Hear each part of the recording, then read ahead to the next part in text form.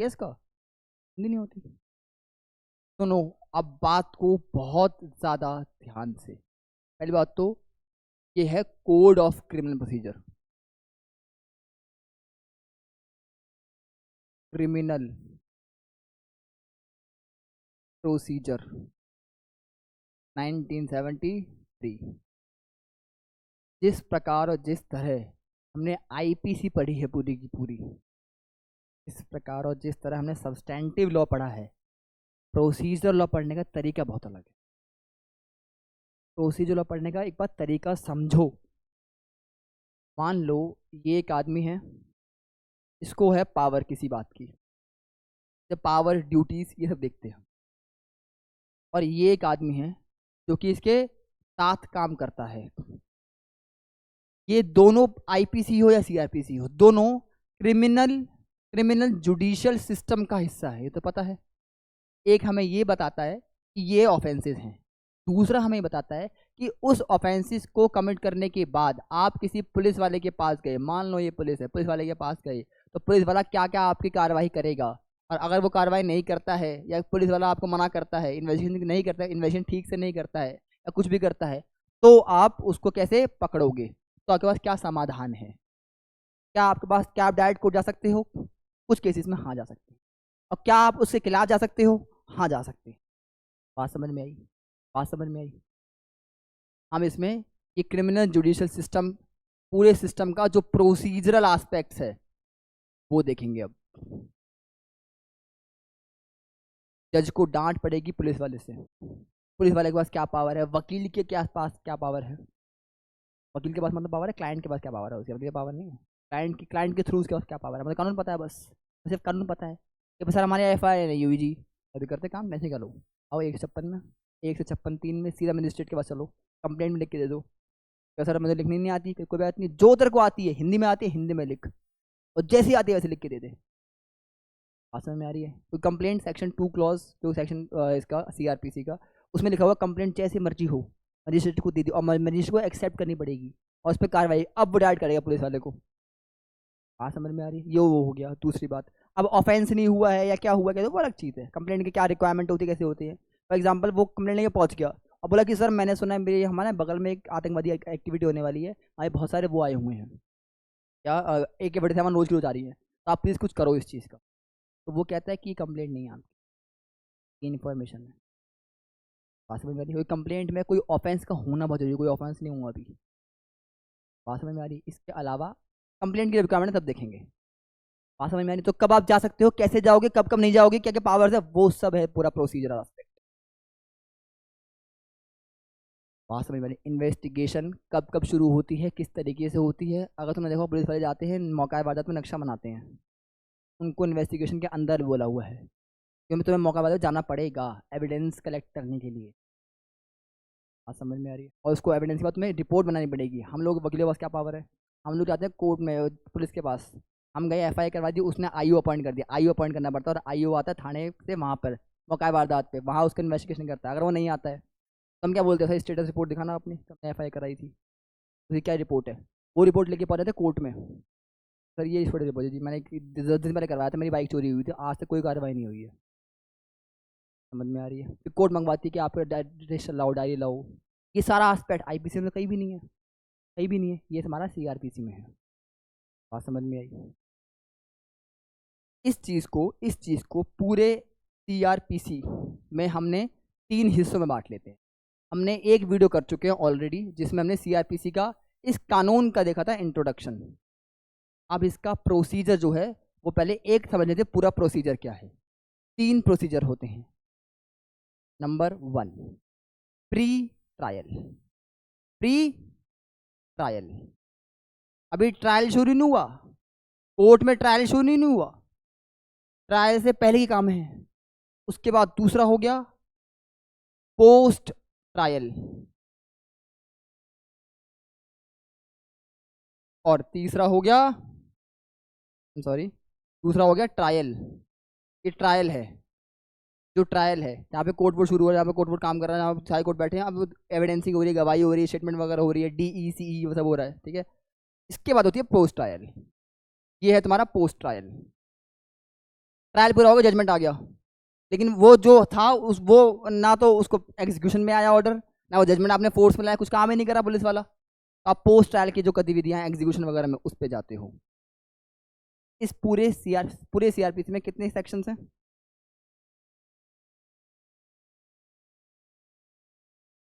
पूरे सीआरपीसी में कितने सेक्शंस हैं? 486। करो, गूगल करो, याद तुम्हें तभी रहेगा। आईपीसी को तो पता है, कॉन्ट्रैक्ट एक्ट को तो पता है क्या?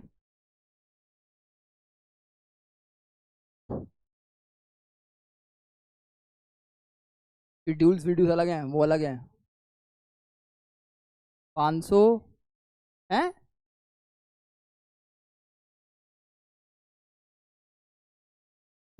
सीआरपीसी 1973, यहाँ खोलूं?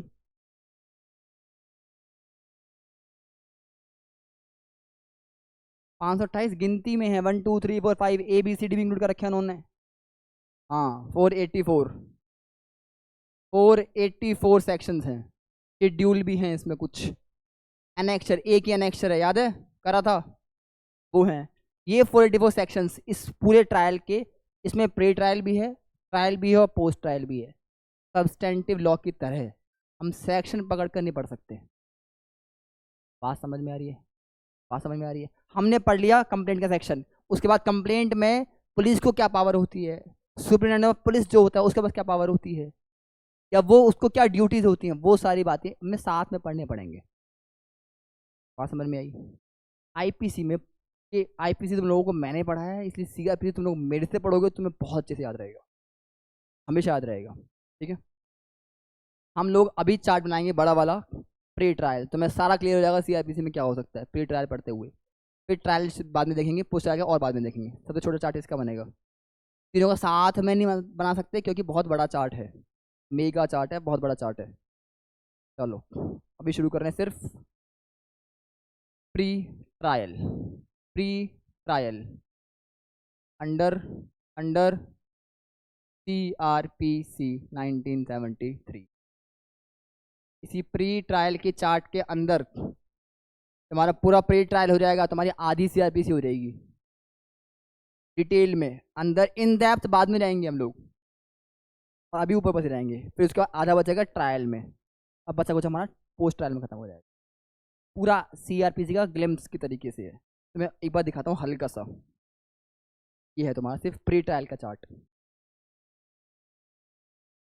ठीक है, कैसे शुरू होता है? Commission of offence, commission of offence. तुम लोग क्या करना है इसको, तुम लोग इस चार्ट को अभी रफ में बनाना, घर पे आके फेयर करना, क्योंकि ये चार्ट तुम्हारा फेयर में रहेगा सीआरपीसी का पूरा। आगे जाके कभी भी काम करोगे, कभी भी कुछ करोगे, तो ये चार्ट तुम्हें रिवाइज करना है। और एक नोट बनानी है सीआरपीसी की, ऐसे हमने आईपीसी की बना रखी है। ठीक, ये मैंने बना रखी है आईपीसी की बड़ी वाली मोटी वाली, ये सीआरपीसी की करके लोग लास्ट में आते हैं, तुम्हारे पास इतनी मोटी मोटी किताबें होंगी, ये दिमाग में सारा होगा। ठीक, चलो। कमीशन ऑफ ऑफेंस मतलब ऑफेंस हो गया कोई, अब कोई ऑफेंस हो गया, ऑफेंस सेक्शन आईपीसी का।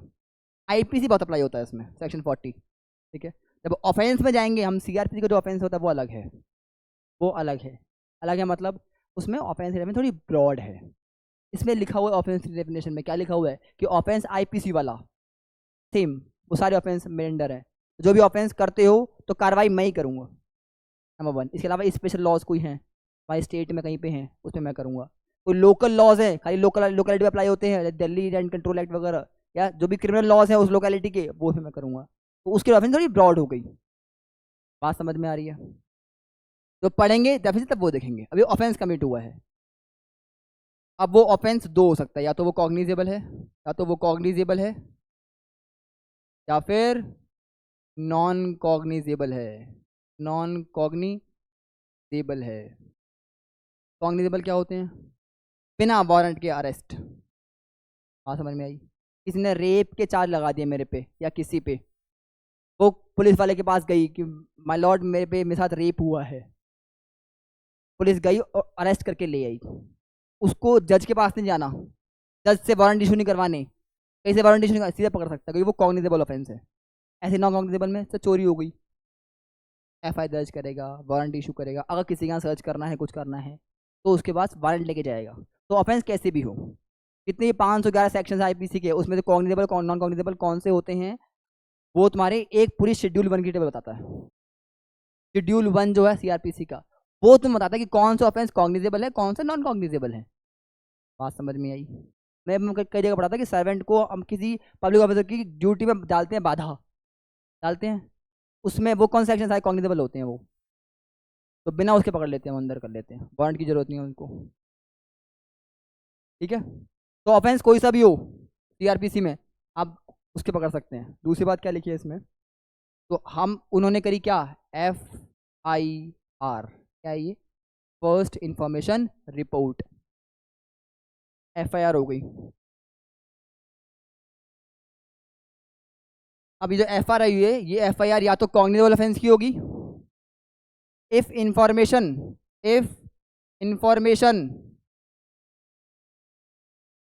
Is of cognizable, is of cognizable,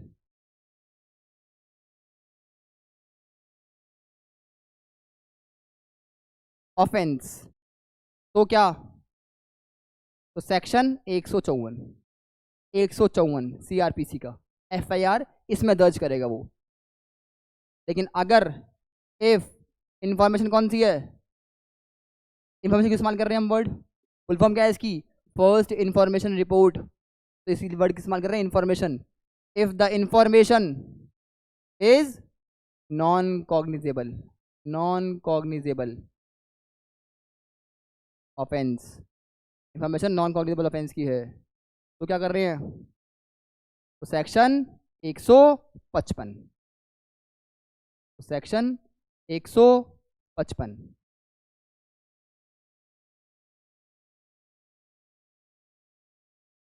एक चीज बताता हूं मैं और, अगर ऑफेंस जो है वो कॉग्निजेबल है, तो इसमें क्या होता है, इन्वेस्टिगेशन क्या होती है, कहते वो अलग चीज है। Investigation by the police start immediately. तो दो चीजें, कॉग्निजेबल ऑफेंस में बिना वारंट के आपको अरेस्ट कर सकते हैं, बिना जज की परमिशन से हम स्टार्ट कर सकते हैं पुलिस वाले इन्वेस्टिगेशन। बात समझ में आ गई? जरूरत पड़ी तो अरेस्ट भी कर सकते हैं उसको। अगर फॉर एग्जांपल सर मेरे साथ रेप हुआ है या कोई ऐसा कॉग्निजेबल ऑफेंस हुआ जिसमें उसको पता नहीं है कि ऑफेंडर कौन है, मेरे अटेम्प्ट टू मर्डर हुआ है, ये पता नहीं है किसने किया है, हम इन्वेस्टिगेशन स्टार्ट कर सकते हैं, तो कॉग्निजेबल ऑफेंस है। पता हो तो उस बंदे को पकड़ लेंगे। अगर हमें चला पता कि भाई ये इस आदमी कर सकता है इस पे, तो वो आदमी इसके अंदर उस पर चार्ज लगे, उस पर चार्ज वर्ड इस्तेमाल नहीं करते हैं, चार्ज वर्ड अलग होता है, चार्ज वर्ड समझेंगे क्या होता है। तो उस पर कुछ और आरोप लगाए, ऑफेंस का लगाए, तो उस पर जो एक्यूजेशन लगे हैं वो कॉग्निजेबल ऑफेंस के लगे हैं, तो उसे पकड़ लेंगे हम। अगर नहीं लगे तो खाली इन्वेस्टिगेशन करेंगे बाद में, लेकिन इन्वेस्टिगेशन के लिए आपको जरूरत नहीं है। तो इसमें क्या हो गया, इसमें आपको परमिशन चाहिए होती है। Now permission of magistrate required दो चीजों के लिए, एक तो आपकी इन्वेस्टिगेशन, टू स्टार्ट इन्वेस्टिगेशन, और दूसरी टू अरेस्ट। अगर आपको किसी संदिग्ध पे शक है लेकिन वो नॉन कॉग्निजेबल ऑफेंस के अंडर उसकी चल रही है इन्वेस्टिगेशन, तो आपको पहले दिखाना पड़ेगा मजिस्ट्रेट को, अरेस्ट वारंट आपको लेके पहुंचना पड़ेगा, कहता हाँ भी सही लग रहा है, आपकी इन्वेस्टिगेशन सही पहुंच रही है, तो उसको अरेस्ट करके लाओ। तो विदाउट कोर्ट अप्रूवल नहीं कर सकते हो आप। ठीक है, एक तो ये मोड हो गया, एक तो ये तरीका हो गया। दूसरा, अगर कोई ऑफेंस कमिट हुआ है, आपको नहीं जाना उसके पास, FIR में गए, वहाँ कोर्ट ने सुनी नहीं, पुलिस वाले ने सुनी नहीं, आप डालते हो सीधा क्या, कंप्लेंट। ये जो कंप्लेंट आप डालते हो 156(3) में, टू द मैजिस्ट्रेट। अब मैजिस्ट्रेट के पास कंप्लेंट गई है, अब कंप्लेंट क्या होती है, कैसे होती है, वो अलग चीज़ है, बाद में देखेंगे, ठीक है। कंप्लेंट बहुत बड़ा लॉ है। अब कंप्लेंट डाल दिया आपने, कंप्लेंट में जब कंप्लेंट डाली, आपको जज ने सुना है, बात समझ में आ रही है। कोई कंप्लेंट डालता है, कैसे डालता है, वकील के थ्रू, वकील पहुंचा है, वकील को प्रूव करना कि सर वाकई ऑफेंस हुआ है, तो कोर्ट क्या करती है, कोर्ट आपको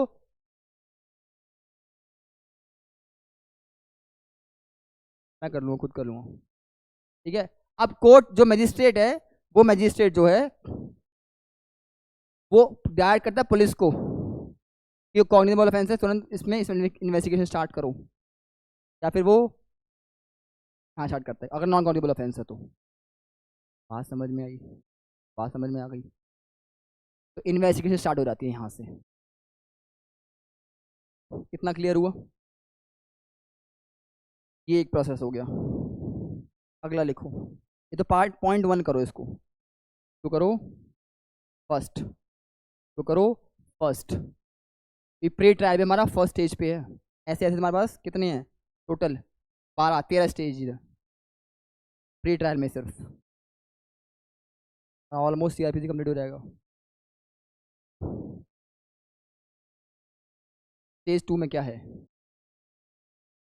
अब दिक्कत है, कलर चेंज करना पड़ेगा, चलो कलर चेंज करते हैं। सुनो किस स्टेज में क्या है, अब इन्वेस्टिगेशन स्टार्ट हो गई, ठीक है। अब इधर इधर थ्रू इधर थ्रू 154 या 155 या 156, है ना, कैसे भी इन्वेस्टिगेशन स्टार्ट, इन्वेस्टिगेशन स्टार्ट।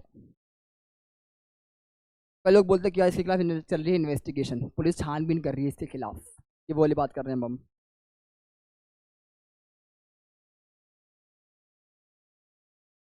इन सब में क्या होता है इन्वेस्टिगेशन में, इन्वेस्टिगेशन में collection of evidence, collection of evidence, heading heading to the crime spot, heading to the crime spot,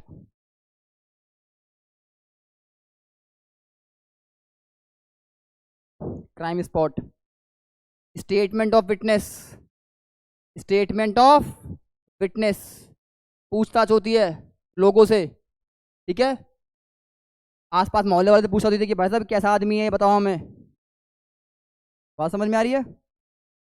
ये स्टेप 2 चल रहा है हमारा, स्टेप 2 चल रहा है हमारा, लिखा था मैंने ऊपर, लिखा था मैंने, दोबारा लिख दिया, ओके आओ फिर इसे, हाँ फिर ठीक है, स्टेप 2 लिखो फिर, heading to the crime spot, ठीक है। के बाद तीसरा स्टेप में क्या है, तीसरे स्टेप में if police thinks, if police thinks क्या, that investigation, that that arrest, that arrest is necessary, is necessary, sir हमें बिना पूछताछ के उसको बैठ के बात करनी पड़ेगी, पॉसिबल नहीं है, तो आप अगर नॉन कॉग्निजेबल है तो आप कोर्ट से मांग के आओ, कॉग्निजेबल है तो ऐसे उठा के ले आओ ना वारंट के, ठीक है। और इसके अलावा necessary and no anticipatory bail, no anticipatory bell,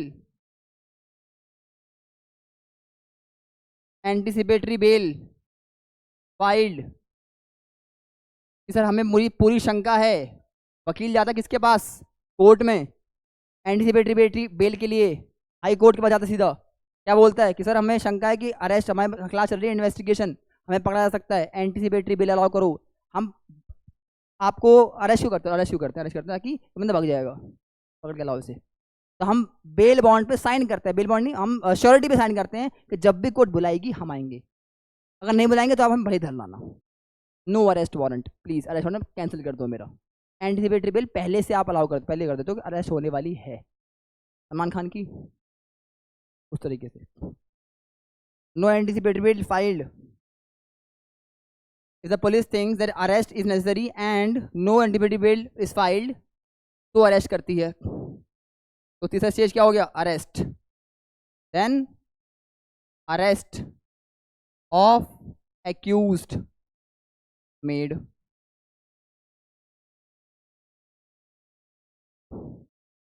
ठीक है, ये थर्ड स्टेप था, ये थर्ड स्टेप था, अरेस्ट आ गया। फोर्थ स्टेप में क्या है?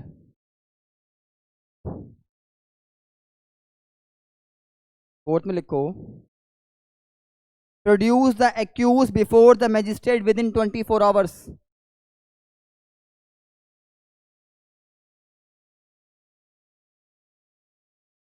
बिफोर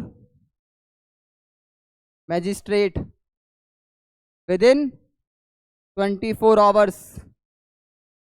24 घंटे पेश करना पड़ता है। आप उनसे जुडिशियल कस्टडी मांग लो कि सर 24 घंटे आपने दे तो दिए हमें, लेकिन हमारी इन्वेस्टिगेशन पूरी नहीं हो पाई अभी ठीक से, हमें और टाइम दो। 60 दिन या 90 दिन तक का मिलता है, उसके बाद तो बेल ग्रांट करनी ही पड़ती है आपको। राइट, जब बढ़ेंगे बेल और नॉन अवेलेबल ऑफेंस तब देख लेंगे उसमें। तो आपको 24 घंटे पेश करना पड़ेगा, अब उसको करना ही पड़ेगा, ऑप्शन नहीं है। आप जुडिशियल कस्टडी मांग लो और 15 दिन की, 20 दिन की। हमारी इन्वेस्टिगेशन पूरी नहीं हुई सर, अभी शुरू करी हमने, जाके पूछेगा हमें, उस हिसाब से हमें दिख रहा है कि हमने ऑफेंस किया है, तो प्लीज़ हमें जुडिशियल कस्टडी दो ताकि हमारे पास अच्छे ग्राउंड है इसके खिलाफ। बात समझ में आई? कौन सा स्टेप था? ये फोर्थ स्टेप, ये फोर्थ, हाँ। इसके बाद आ गया तुम्हारा रिमांड। हाँ लिख लो, रिमांड।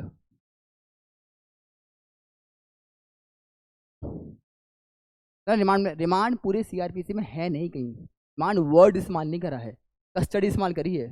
लेकिन रिमांड मतलब आप उसकी अब चल रही है पूछताछ, बंदा रिमांड पे गया अंदर, ऐसे बोल देते हैं उस तरीके से। इसके बाद लिखो, अब आपकी बन गई फाइनल रिपोर्ट। चार्जशीट भी नहीं बनती, चार्जशीट बनाता है, कैसे बनाता है? जज। ठीक है, हम तो या पुलिस वाले सिर्फ आपको फाइनल रिपोर्ट देते हैं, उसमें चार्ज जज बनाता है, वो चार्जशीट नहीं होती है। ठीक है, हम फेमसली कह देते हैं, ठीक है, वो अलग चीज़ें देखेंगे। अब आपका हो गया accusation, accusation in final report. Accusation word है इस्तेमाल, जो तुम कह ना चार्जशीट, वो एक्यूजेशन है। Accusation in final report, final report. अब जो भी पूछताछ आपने करी है, जो भी टाइम चाहिए था आपने मांग लिया है, एंटीसिपेटरी वगैरह सब हो चुका है। अब आप जो एक्यूजेशन है ये आप फाइल करो कोर्ट में। कौन सा स्टेप है ये? फिफ्थ, सिक्स्थ है। 2 क्लॉज डी में है आपका चार्जशीट, बात करने तो 2 क्लॉज डी में चार्ज है। चार्ज कभी पुलिस वाले फ्रेम नहीं करते, जजेस फ्रेम करते हैं। हमने तो फाइनल रिपोर्ट बना दी पुलिस वालों ने और कोर्ट को दे दी, सर ये खिलाफ है, ये प्रॉपर्टी चोरी हुई तो थेफ्ट लगा है इस पर, ये घर में घुसा था तो हाउस ब्रेकिंग लगा रखा हमने इस पर। चार्जशीट नहीं, वो एक्यूजेशन है, वो फाइनल रिपोर्ट। चार्जशीट मैं बनाऊंगा, जज हूँ तो मैं उसमें कहूँगी ये हाउस ब्रेकिंग नहीं है, हाउस ब्रेकिंग बाय नाइट नहीं है, आफ्टर सनसेट नहीं है, बिफोर सनसेट है। ये बात समझ में आ रही है? तो अब नाइट हटाओ, तो जो मैं बनाऊंगा उसमें से वो है चार्जशीट, ये सिर्फ एक्यूजेशन है। जनरली तुम जो चार्जशीट दिक्कत है ना, वो दिक्कत ये है कि फाइनल रिपोर्ट के टाइम पे जो चार्जेस फ्रेम करती है या जो चार्ज वो लगाती है, जो ऑफेंसिव चार्ज लगाती है, वही उसमें एक आध दो ऊपर से करके कोर्ट अप्रूव कर देती है, इसलिए वो as it is final report charge sheet बन जाती है। बात समझ में आ रही है? इसलिए वो चार्जशीट बोल देते हैं हम। लेकिन अब चार्ज वर्ड पढ़ेंगे हम 2 क्लॉज डी में, तो उसमें लिखा हुआ है कि एप्लीकेशन ऑफ जुडिशियल माइंड जरूरी है। क्या तब देखेंगे, तब देखेंगे। ठीक है, अब यहां से शुरू होगा तुम्हारा cognizance. Cognizance, cognizance of the by the magistrate. नया कलर करूं तो कलर ही खत्म हो गया अपने पास, कौन सा करूं? ये पकड़ लेते हैं, पिंक। ठीक है, कॉग्निजेंस लिखो, कॉग्निजेंस, कॉग्निजेंस बाय मैजिस्ट्रेट। अब सुनो इस बात को ध्यान से, अभी प्री ट्रायल है, ट्रायल शुरू नहीं हुआ है, ट्रायल शुरू नहीं हुआ है। मैजिस्ट्रेट, सेक्शन 190 लिखो यहाँ पे, सेक्शन 190 क्या है ये। अब पुलिस वाला गया है, वो एक्यूज गया है और जज बैठा है, ये तीनों बैठे हैं। विक्टिम भी नहीं है वहां पे, विक्टिम भी नहीं है वहां पे, और ना विक्टिम का एडवोकेट। बात समझ में आ रही है। कोर्ट पूछ रही है पुलिस वालों से कि भाई साहब क्या क्या करा है इसने, मुझे दिखाओ। उसने ये करा, उसने कुछ नहीं करा, हटाओ यहाँ से, या चार्जेस चेंज करो। ये ट्रायल शुरू नहीं हुआ अभी, इसलिए प्री ट्रायल है। ट्रायल शुरू तब होता है जब आपके सब आ गए, डिफेंस काउंसिल भी आ गया, प्रोसिक्यूशन काउंसिल भी आ गया, विक्टिम भी आ गया, एक्यूज भी आ गया, और प्रिसाइडिंग ऑफिसर जो कोर्ट का होता है वो, अब सब बैठे हुए, ये ट्रायल शुरू हुआ है। तुमने मूवी देखी गंगाजल? देखिए, गंगाजल मूवी में बार बार वो कहता है कि हमें आप कोर्ट का समय क्यों बर्बाद कर रहे हो, मना करता है वो कि बकवास चार्जेस है आदमी के खिलाफ। क्या कर रहा है पुलिस वाले, तो पुलिस वाले उनकी बात हो रही है, ये प्री ट्रायल का काम है, ये ट्रायल नहीं शुरू हुआ अभी। बात समझ में आ गई। पुलिस वालों के हिसाब से जो उन्होंने इन्वेस्टिगेशन करा वो करा, और उसको यहाँ पकड़ के ले आए, कस्टडी भी दे दी आपको, सब दे दी मैंने, फायदा क्या हुआ। बात समझ में आई। अब एक्यूज को उसके बाद, एक्यूज मतलब उसको विक्टिम वगैरह को बुलाया जाएगा। बात समझ आई। अपनी तसल्ली कर रहा है कि क्या ये वाकई ट्रायल के लायक है केस की नहीं है। बात समझ में आई।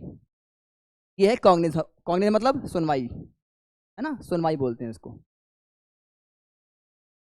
उसने सुनवाई शुरू करी है। ये कॉग्निजेंस और कॉग्निजेबल ऑफेंस दोनों अलग हैं, वो कॉग्निजेबल अलग है, कॉग्निजेंस अलग है, ध्यान रखना।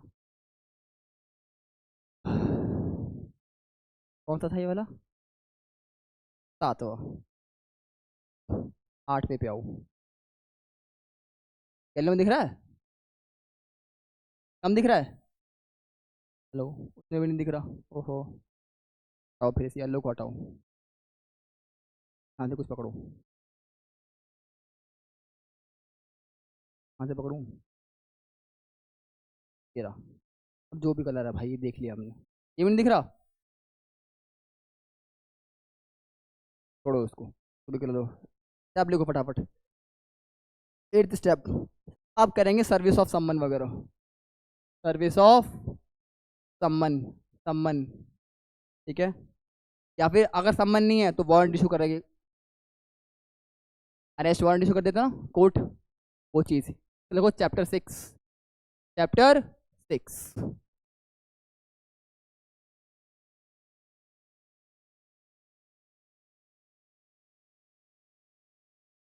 ठीक है।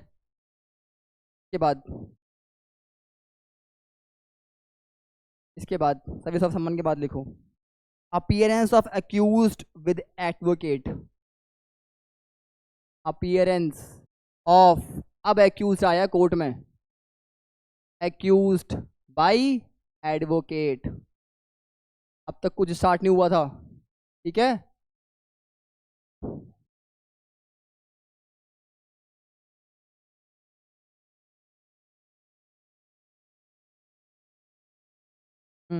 एडवोकेट कह लो या डिफेंस काउंसिल कह लो या कुछ भी कह लो, ठीक है। देखा नहीं कोर्टों में खड़े होते हैं वो, कोई वाला सीन है ये।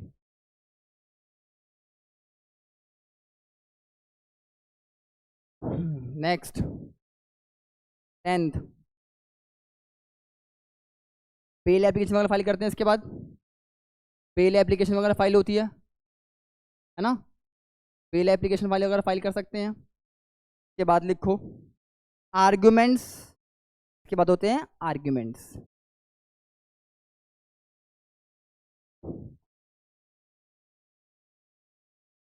के बाद होगा तुम्हारे आर्ग्यूमेंट्स। आर्ग्यूमेंट किस चीज़ के? नहीं, हमारे आर्गुमेंट शुरू हो गए ओवर द एक्यूजेशन जो पुलिस ने लगाए हैं, दैट इज, हैं जो पुलिस वालों ने लगाए हैं। नहीं नहीं, जो फाइनल रिपोर्ट सेंड करी है उन्होंने, उस पर बहस होगी। प्री ट्रायल चल रहा है अभी, ट्रायल स्टार्ट नहीं हुआ है, फिर प्री ट्रायल है, तो उस पर चलेगी बहस। एक्यूजेशन मतलब फाइनल रिपोर्ट पे, फाइनल रिपोर्ट बाई पुलिस, जो उन्होंने 154 से या 155 से या 156 से कैसी भी बनाई हो अपनी, ठीक है ना। यहाँ से तुम्हारा काम शुरू होगा वकीलों का। तुम अगर खुद को वकील मानते हो तो, मैं जज मानता हूँ। बात समझ में आ रही है? गो विद द जजेस, not go, if you are working for जज you will be N great advocate by automatic. ठीक है, चलो नेक्स्ट।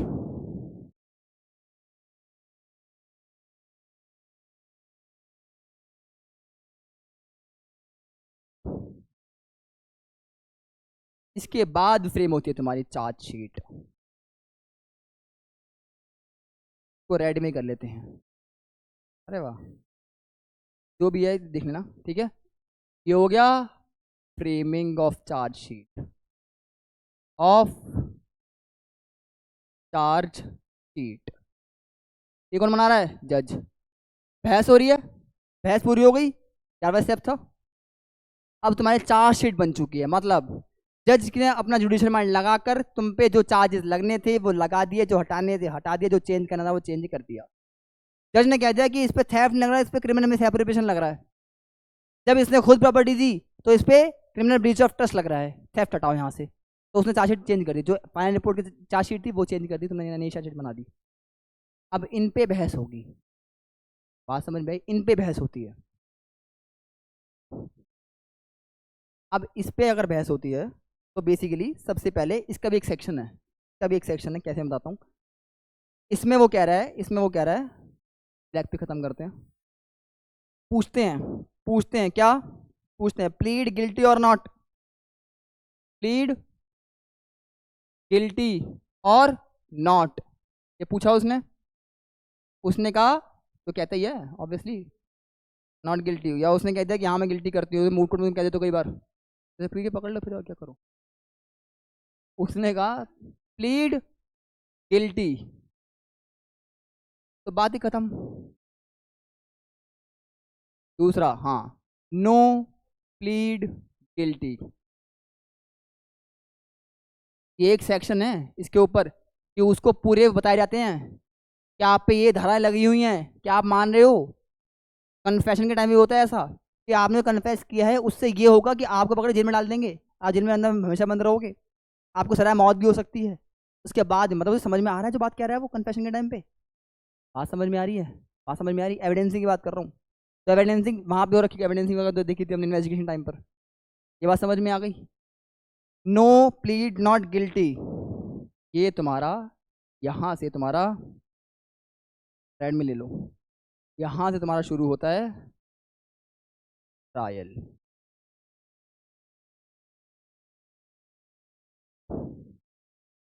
बात समझ में आई? बात समझ में आ गई? ये है तुम्हारा प्री ट्रायल का संपूर्ण कहानी। संपूर्ण क्या बोले, कलरफुल बोल देते हैं, क्या?